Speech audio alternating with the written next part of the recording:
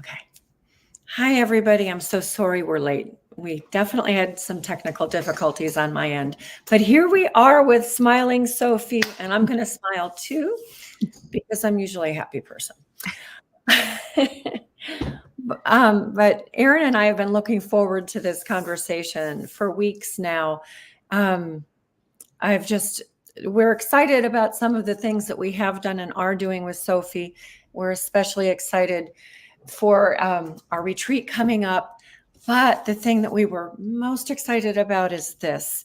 So everyone, please welcome Sophia Eng. I don't even know where to start with you, Sophie. You have so much interesting background that leads up to this book. And friends, I want you to understand just how special this book is. And it's not just another cookbook. It's not just special because we're friends. It's special because this book is a lifetime or two or three in the making. And it captures, yes, some wonderful, nutritious and delicious cooking methods and recipes, but it captures Sophie's heritage. And so with that, Sophia, I would love for you just to tell our readers a little bit, our viewers, just a little bit about the background of this beautiful book. Thank you so much, Maureen, for having me, and Erin too. The book has been at least 12 years in the making. It was something that I had been dreaming about when I was looking for this book, when I switched over to learn about nourishing traditions and learn about Sally Fallon and Dr. Weston A. Price when my oldest daughter was born. And one of the challenging things was not really having access to the umami flavors in our culture, in our traditional style of cooking, without cooking without the condiments that typically Asian food is made with.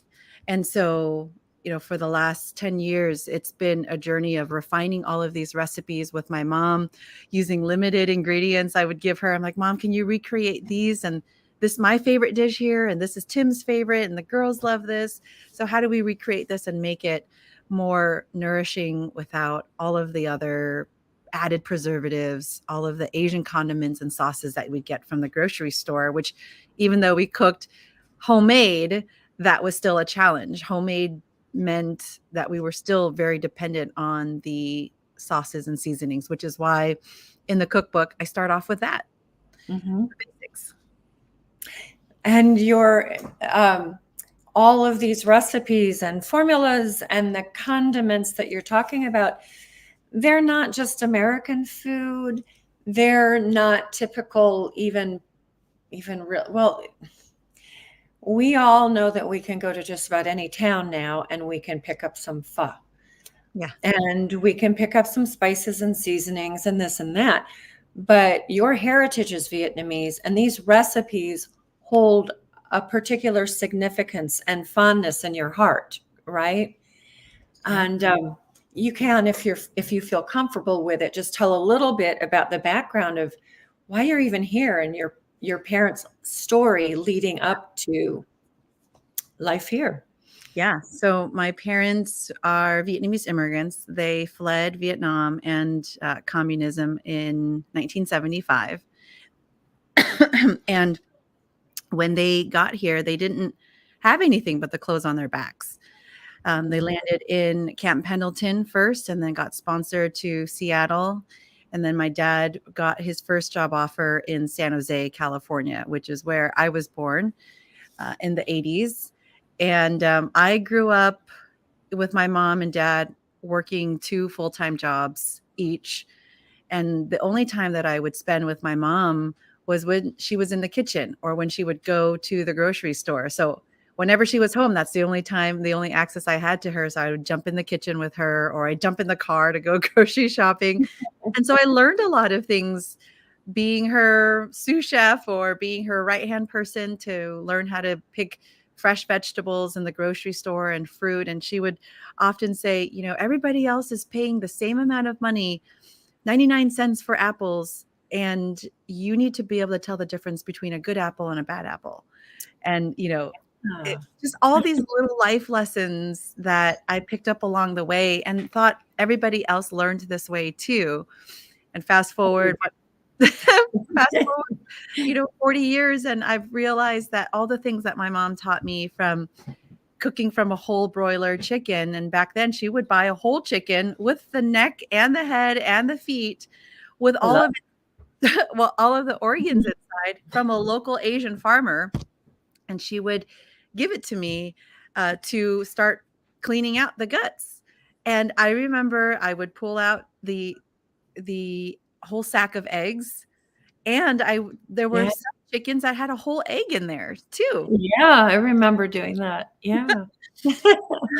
And so I just grew up this way. I just couldn't share about it when I was young because I would get made fun of for eating chicken feet, right? Or eating what we call pork floss, which is shredded, dehydrated pork that you could just leave, and it's good. It's a good source of protein. You can leave it on the shelf. It's shelf stable. But mom would put that on a bed of rice, and the kids at school would call it, animal hair. No wonder you were made fun of if you did that. Yeah. So really, this book is redemptive of my entire childhood. And redeeming all the years where I got made fun of, eating the way that we had to eat. And it was the most economical way, but now learning to honor the entire animal that we've raised on our farm. We now have a 5-acre farm where we grow almost 100% of our protein. We grow about 60% of our vegetables, and anything else we barter within our local community. And, living. Yeah. So it's just really exciting because I've learned in more or less a way to honor our animal, honor our heritage this way. But this whole project has been something that it was just a passion project of mine. My parents came here in search of the American dream. And, that would somehow afford them the freedoms. But in my whole journey now, I've realized that this chasing of the American dream, the success and the material possessions that I was kind of more or less taught, this is what success looks like. I've realized that it actually cost me my personal freedom, freedom to choose how to work, how to live, how I want to raise my kids, and to slow down and live intentionally is not part of our American culture anymore. That I really hope to be a part of in bringing back living this intentional life and living the way that God had intended us to live. Yeah, and of course, that's where Erin and I come from, and that's why we all click so well. I find it interesting often, and you stated this, that it was the way you had to eat. It was the way that was, I think you might have even used the word cheap. Yeah. Mm-hmm. Yeah. And one of the things that we try to get across to people is that eating good, healthy, nourishing food that's also delicious does not have to be terribly expensive, but we're used to buying packages and cans and throwing things in the freezer that all we have to do is toss them into the microwave. I don't recommend microwaves, by the way. But I found it interesting looking throughout human history that it's usually true that the most nourishing foods are actually the ones that oftentimes other people don't even want. So you talked about the chicken feet, the chicken heads, and the organs and all of that most Americans don't want. They just want to throw it out. Maybe it goes to the dog food factory for dog food, but exactly. When my mom was in Seattle and they had sponsors up there, she was asking them, where do I find all these organ meats? And they would tell her, oh, no, we don't eat that. That's dog food. That's hilarious. And it literally is dog food because most humans don't want it, but man, we should. So you grew up accustomed to eating things that are super good for us that nobody else wants. And now you've come full circle and you're not being made fun of anymore. No, You I have think people buying your books. that's why I find it so surprising still, Yeah. because I grew up with all these stories and I couldn't share any of it. It was really embarrassing, but to admit that we ate this way. But now it's become a cool thing to accept, and I love to see that our culture, the American culture in which I grew up in as well, is Yeah. embracing it. And I'm seeing chicken feet and chicken liver and chicken heart at Whole Foods. And there are people there that, see me buy it. This is when we were back in California, and they would say, "What are you gonna make? How do you cook it?"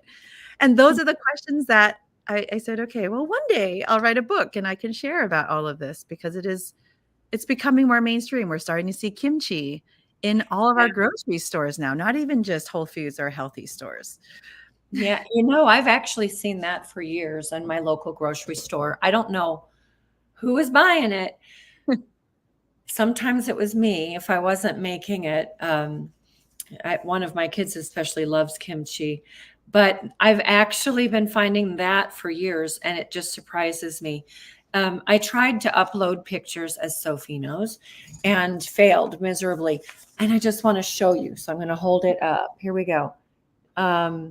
We had some other lovely pictures, but this is Sophie, her daughters, and her mama. And I know, Sophie, that for you, a big part of this was posterity. You wanted to have this for your children and your grandchildren, and you wanted to get it done with your mother so that you had everything that was in her head you put on paper.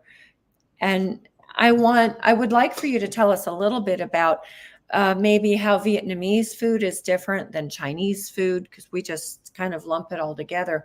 What are some of the flavors and some of the methods that are particular to your book and to Vietnamese cuisine? And I might even have you toss in a why. I know one why, and that's another beautiful culture's influence, but it's very different from what we typically think of as Asian food. Yeah, right. Oh, you already have me in tears. Yeah, this has been a project, a passion project of mine for 10 years. I already had the recipes from mom, and I'm biased. I love Vietnamese food, and you would think that I'd be sick of it by now, growing up with it. But it's always been a fine balance. And mom, when she cooked at home for us, she would have something that was a balance of savory, something fresh. Like, for example, it'd be clay pot sea bass fish, which is nice and salty and a little sweet, but nice and warm. And she would balance it with a canh chua, which is a sweet and sour tamarind soup with rice on a bed of sauteed veggies. I mean, it's always been like that. And regardless of, how busy she was, she always had 5 plates on a meal. And it's always been a Wow. balance. and it and it's Yeah. just incredible because I'll see the way she grocery shops, or she'll take a chicken and she'll separate them into different pieces. And today this will be a meal, a portion of it will be a meal, and then tomorrow will be something else, like a porridge or a congee, or we'll have pho with it, or we'll have something stir fried, right? And it's just incredible how she can stretch a chicken, for 4 or 5 meals sometimes. And so that's just something that I have really, I mean, these are just incredible hacks for me as a busy working mom, not even thinking about the economy of it. But now, of course, as the price of all food and the cost of everything has been rising with inflation, I think that's why the conversation needs to be had, and why I think a lot of people are starting to question what can I do with this $25, pasture raised free range chicken? Mhm. But Vietnamese food has been heavily influenced by the French cuisine, which is why I know you love French food. I love everything French. I love it too. And I have a bit of French blood in me from my grandma's side. Okay. Dad's my dad's side. And so I just have always loved the fusion. That's just how mom has cooked. And before she got married with my dad, she was sent off to culinary school by my grandfather. Oh, That I was didn't know that. that was a requirement before he handed her off in marriage. And so she's very particular in the kitchen. So it's great to have learned under her. And I think that's why you and I have worked so well in the kitchen together. And honestly, I've told Sophia this in the past, but I'll just share with everyone listening. I usually am in the kitchen making messes as I make food, and I might direct people to do this, that, or the other thing, but I'm the cook. And when we shared a lovely time at a beautiful hunting lodge in Western Kentucky last summer, and the two of us, we just sort of blended seamlessly. I thought it was so wonderful, and I'm looking forward to doing that again come June. Yeah. But you're skilled, you know what you're doing, you know how to hold a knife, and you know how to break down a chicken. And you broke down a chicken faster than I do, and it was perfect. I still can't quite do it that well. But that's neat that your mother had that experience. I don't remember reading that if it's in the book. I haven't finished the book yet, but Yeah. that's really neat. It was so important to your dad. I wish it were that important to people today, because I'm sure you've been in the kitchen or tried to instruct other people who don't even know how to fry an egg or whip a bowl of cream or Right. break down a chicken, right? Or why would you even break down a chicken? Right. When you could go to the grocery store and buy a whole pack of chicken drumsticks for $15 a pound. Oh, I know. My Versus- husband, Yeah. George, we were talking about what I'm going to serve at a party this weekend, and I do this brined or roasted chicken, which you've had. Yes. And I said, well, your friends, these people coming, have never had this, so I'm going to do it. He said, well, just buy parts. And I said, he specifically mentioned legs and thighs. And I said, you know, that's really expensive, don't you? When you can just, I'm not doing parts, by the way. Yeah. As usual, I'm doing the whole chicken. I'll buy some extra chicken legs when I can, because they're inexpensive and they're still very good, and they have a lot of collagen and a lot of benefit, and besides flavor and protein.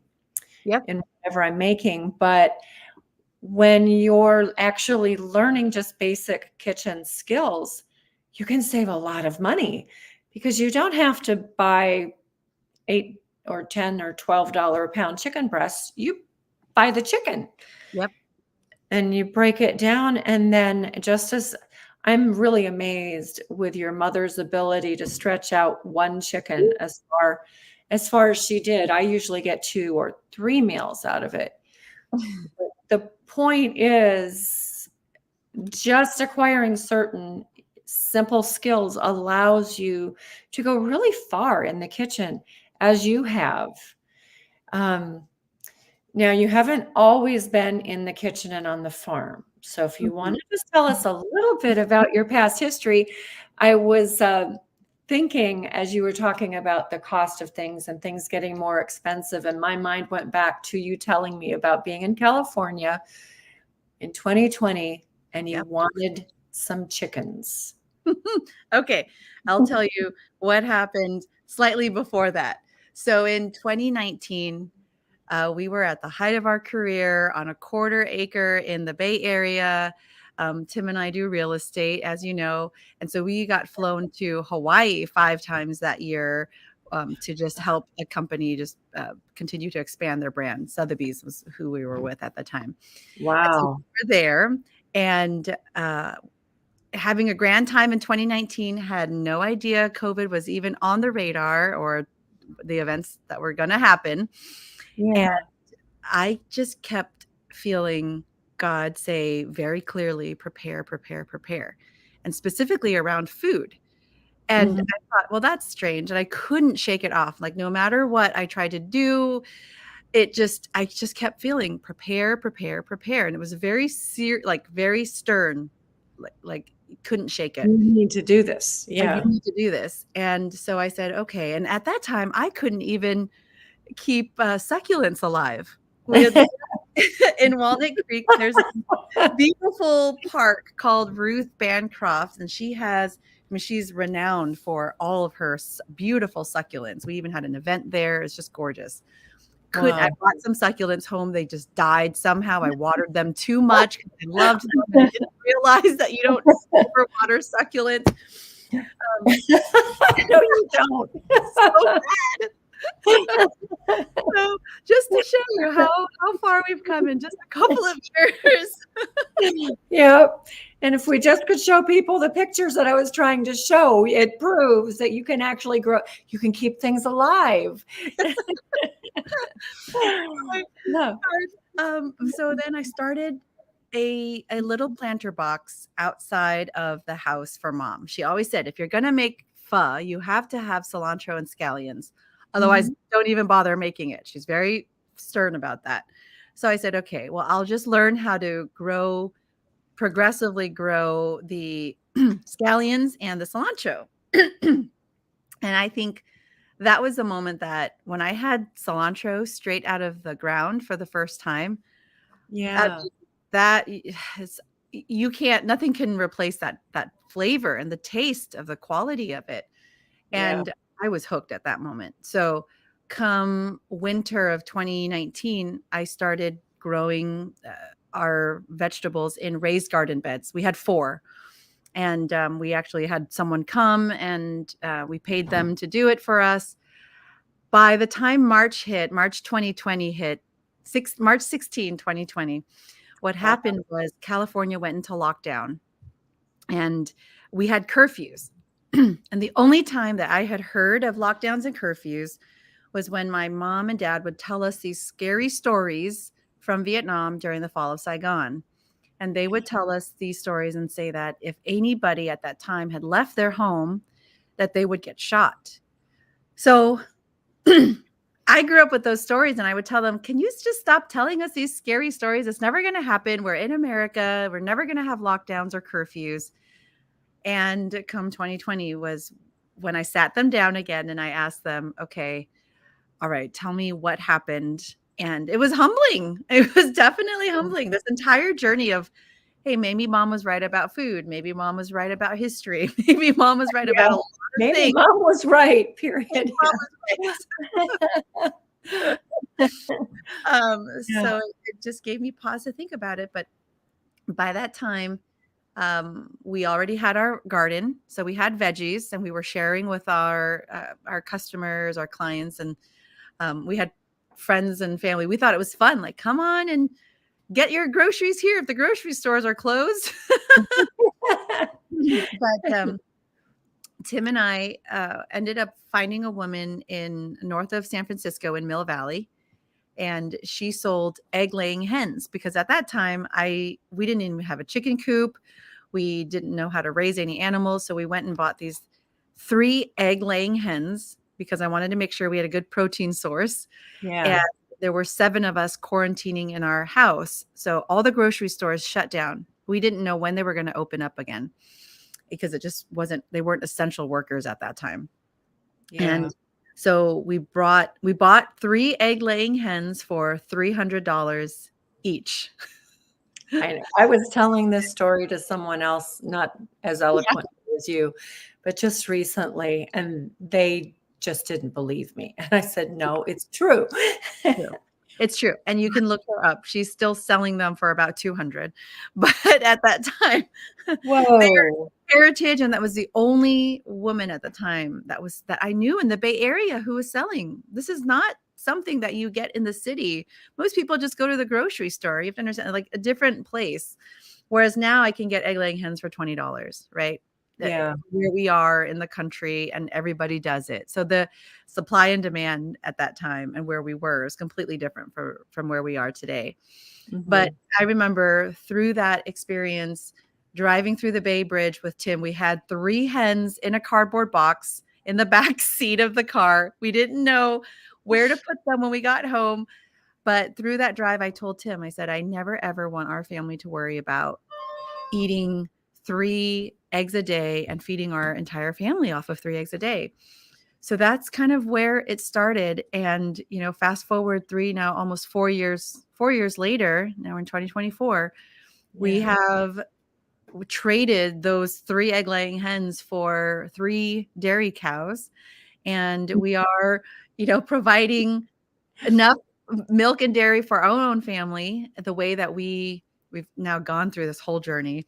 But Yeah. we raise our own, we have all of our own protein now, but those 3 hens led us to 3 dairy cows. And now we're feeding our entire community with our yogurt, delicious Vietnamese yogurt that you have had some as Yeah. well, and our butter, cream, milk that's clean, truly grass-fed, and no antibiotics, no junk in them. And we didn't go into this thinking that this was the path we were going to take. We just knew that at this point, we knew too much about the way that our food was being grown and raised, that if we wanted to do it right in our way, truly beyond organic, we'd have to do it ourselves. Yeah. And we really do. I think it's important that everyone figure out what they can do. And oftentimes, just as you experienced, we can do a lot more than we think we can do when we set our minds to it. Absolutely. But it's such a remarkable transformation that you've made with your lives. You and Tim are both still working, you in tech and real estate, and he's the homesteading agent. And you're doing very well with that. But here you've got this farm. You've got your mom and your daughters still with you. And the girls have the dairy and they manage that end of the operation, right? They do. And then they have their own business where they sell their salves, but the pho spice mix, that's beyond organic. They make their own, and that helps me out a lot because that's what we use every week. Yeah. Do you use it for anything beyond just pho?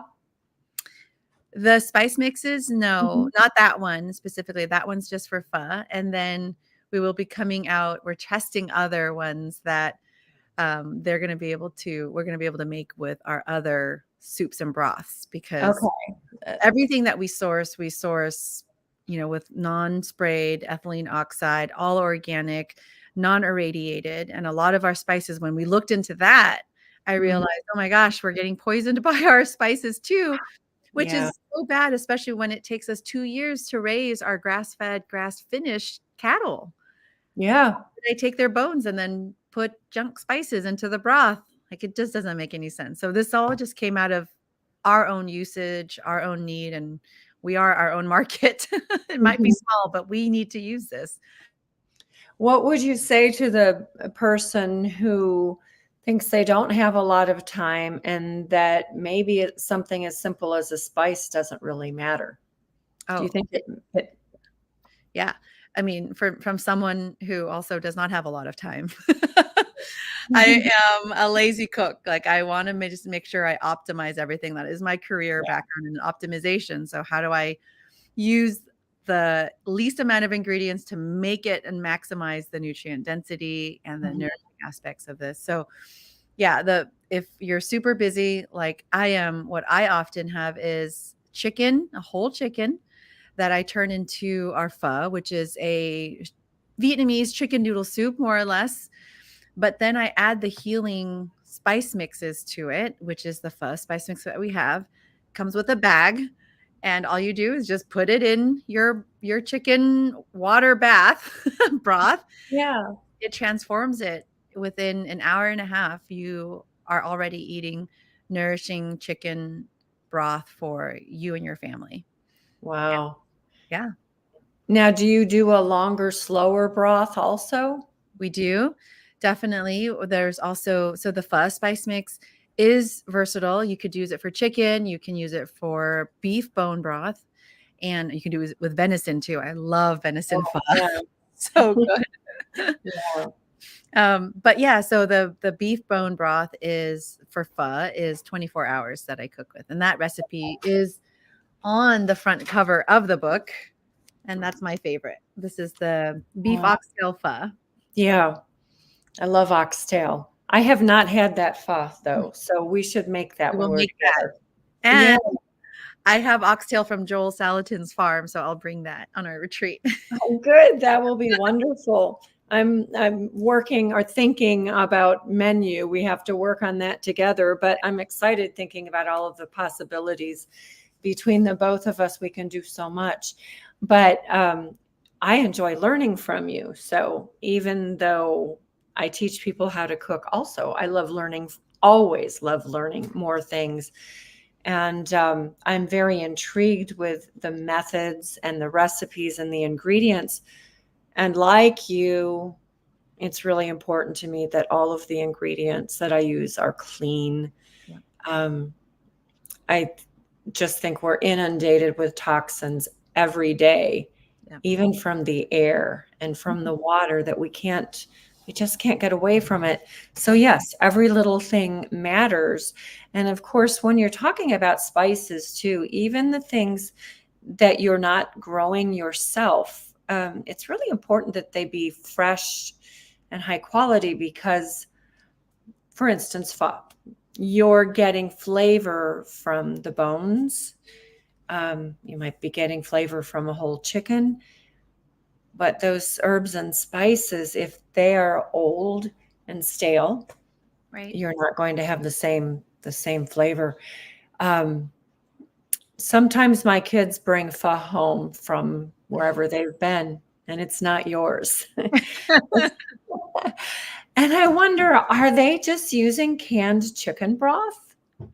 They actually have these like bouillon pre-mixed that you can buy at an Asian restaurant supply store. I've seen them, but they're just loaded with so many chemicals in there, including MSG. Yeah. I mean, if you're getting it from a restaurant, you have to think about, they're constantly thinking about profit, especially with the cost of everything too. Yeah. And so if you're going to think about buying Asian food, I know I'm all about supporting local and support small, but at the Yeah. same time, if you're going to spend the amount of time to go to the restaurant and buy that, but you can't really drink the broth, you could make and recreate the chicken pho in an hour and a half. Yeah. Same amount of time, you'll save more money, and you can drink the broth, which has the nourishing, So good. healing aspects of it. Yeah. Whenever we go out with the girls, and if I haven't done my part and prepared for meals, they love even when we go out, they still want to eat Vietnamese food. And they know that if we're ordering pho, I always tell them, don't drink the broth. I know, and that's the thing. The restaurants are using these bouillon pre-made mixes that they're putting into water, and it's mostly tap, right? I mean, all sorts of things that go into it that I'm like, all right, if you Yeah. really want it, then we'll do that. But even then, we try to eat something else. I'll settle with like spring rolls instead when we eat out, if we have to. Yeah. I have I have a world market nearby, and the emphasis is predominantly Asian and also Mexican. Yeah. And I see those cans and bottles and jars and tins. Almost everything in that store Yeah. is just a packaged product. And the produce, I go there to find some things that I cannot find at the supermarket or that I'm not growing, whatever. And the produce is old and shriveled and yucky. So I don't even buy that. But people are so accustomed to easy and cheap without realizing that they're sacrificing on flavor and on nutrients. And also they're increasing their body's toxicity when they're following that path. So you and your book make it easy. I know condiments are one of those things that is very challenging to many people. Yep. They might want to make a dish and be willing to make it from scratch until it comes to that condiment. But you've got that broken down and made that easy as well. Yeah. And I'm really, really glad for that. I've only made a little bit out of the book. I'm eager to dig in. I've just not been able, I've been busy, but we're all busy. Yes. So I'm reaching into my refrigerator for the things I've already gotten assembled. Like I always have broth and I always have mirepoix and a few other things. So I'm eager to make some of the condiments here and a big batch of pho and then start playing around, which I'm sure I will do next week. I'm sorry I have not already. I'm privileged to have tasted some of your good cooking, but I'm eager to do all the rest. So now here you are. Your parents are how? I've met them, of course, several times. Yeah, 75. Yeah. Wow. Yeah, and that's why this was the last year that, and I didn't realize it at the time, that I could have written the book, and I pushed it off for at least 10 years. All of the photos that you see in the book with the dishware are dishware that I've been thrifting all over the country, wherever we've been, for Yeah. this one-day dream of writing a cookbook with Mom one day. And she would always say, when are you going to write it? And I'm like, okay. And so actually, Maureen, you really helped me get this project off the ground when I met you at your God's Good Table event at Polyface almost years ago. Yeah, the summer of 2022 or 21. I don't remember which. Yeah. And I said, Maureen, I have this idea. And what do you think? Because I mean, this whole time I was thinking one day I'll write it, I'll put it in and get it printed at FedEx in a spiral bound book and hand it to Mom and the girls. And that'll be like a nice recipe book. But instead you said, I think that's a great idea. I was like, oh, yeah. Sally was there too. And she said, I think that's a great idea. And I said, okay, do you think I could get it done in 3 months? Because I was thinking, again, just small, I'll get it printed, give it to the girls. And Sally still reminds me to this day, because I just saw each other at the Wise Traditions Conference. She says, do you remember that time you told me that you'd get this book done in three months? You get it done in a year. And she was right. I got it. She said, not this Christmas, but next Christmas at that time. And we got it out by that next Christmas. So just last month. I remember how hard you worked on it. And yes, a year, but you're also an inspiration to me in a couple of ways, including the book, because I too have been putting that off. I have parts of it written and you need to write your book. I need to write my book. Yeah. And similar to you, I want to collect the recipes and the formulas that I've figured out for my own children. I want it for posterity, but I also just want to share what I've got up here and have it out there for other people to enjoy. But this book is so beautiful that it goes beyond anything. Oh, look. I just opened to that page. That's right. That's right. Yeah. Oh, that's so cool. I hadn't noticed that. And I've read it and I hadn't noticed that. That was at your event, Maureen. Yeah, that's what I thought. I remember. Yeah. I think we all should be pursuing whatever our heart's desire is. I mean, assuming that everyone has clean and good heart's desires, but not water it down and not put it off for 10 or 20 years or whatever. Just get it done. But anyway, I think your story is a beautiful one. I love the $300 chicken story, but I love the whole evolution of your parents coming from Vietnam, fleeing to a foreign country, building a life, and you working with your mom even as a little girl, learning all of these things. I hope that my children have the same kind of feeling and warm fuzzies when they think about the memories that I've tried to make with them, which largely revolve around food. Food, books, and art, I guess, are the three things. And outdoors too. And you've got that going with your kids with the farming that you're doing. I just think it's beautiful. And everyone, we are really excited about this main retreat that's coming up. It's not for everyone. We can only hold 10 people. So, no, it's not for everyone. But we will be in Lubec, Maine, the easternmost town in the United States.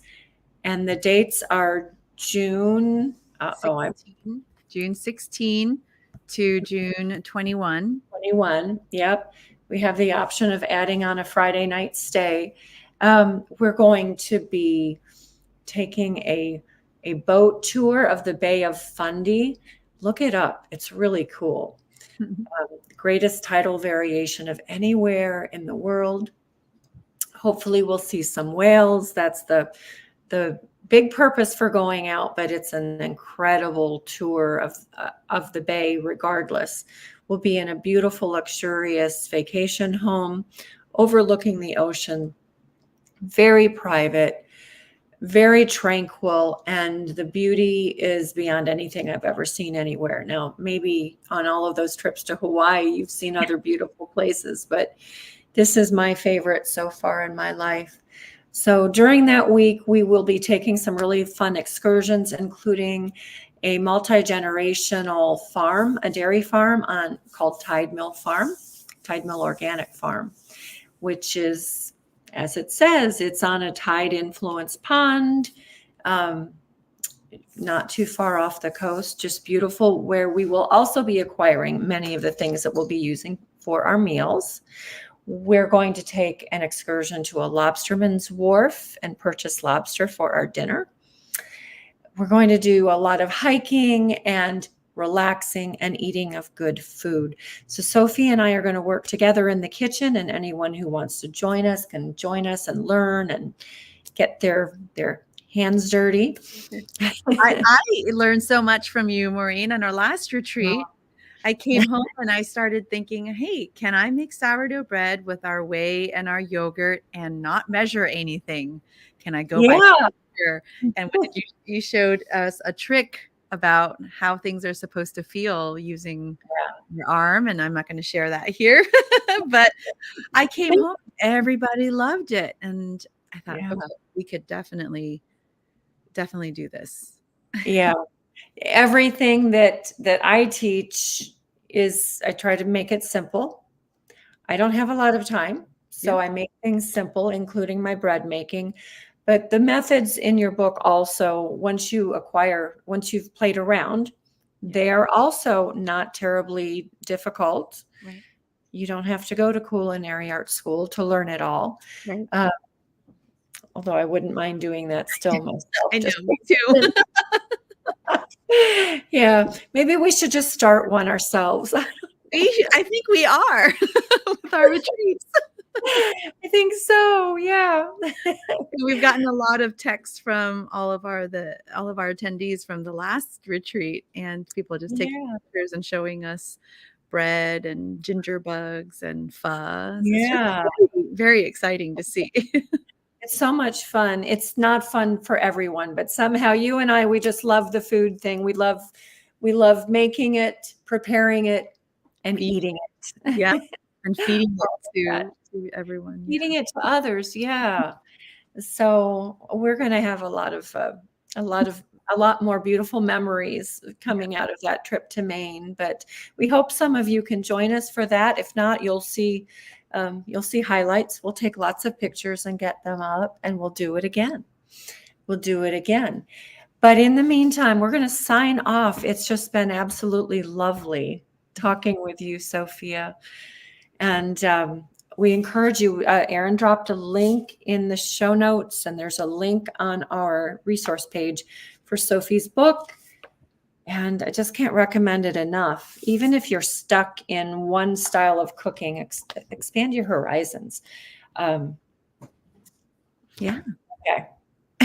My other favorite book, Eat Right. It's full of beautiful pictures and descriptions and background information. It's just wonderful. That's the kind of book I love. Thank you, everyone. Yeah. Go ahead, Sophie. And what would you like to leave us with? Oh, no, I was just going to say thank you so much, Maureen, for just your friendship and mentorship and support throughout the Wow. years, and continuing with the book and our events together. I'm so excited, and really looking forward to meeting everyone here in the community who want to learn more and also appreciate good, nourishing food for busy families like ourselves. And just reach out if you have any questions. But we look forward to seeing everyone in June. Yeah, yep. And if you have any questions, just drop a comment in our notes or in our comments on YouTube, and we'll try to get them answered as quickly as possible. But until next time, and next time, by the way, we're interviewing Sally Fallon Morell. We're going to do kind of the same thing. I want to hear more about what brought her, just like what brought you to this point to write her book. And we're going to talk a lot about the dangers of industrialized seed oil. So join us next week at 3:00 for that. And in the meantime, we'll sign off. Check out Sophie at Sprinkle with Soil. You're on Instagram. You have your website. Yep. We're on YouTube, Sprinkle with Soil. And then we have a podcast that my husband and I, Tim, we host together called Call to Farms. Yeah. Yep. And Yep. That'll be exciting. Yeah. So check them out there, and we'll see you next week. Everyone take good care. Thank you.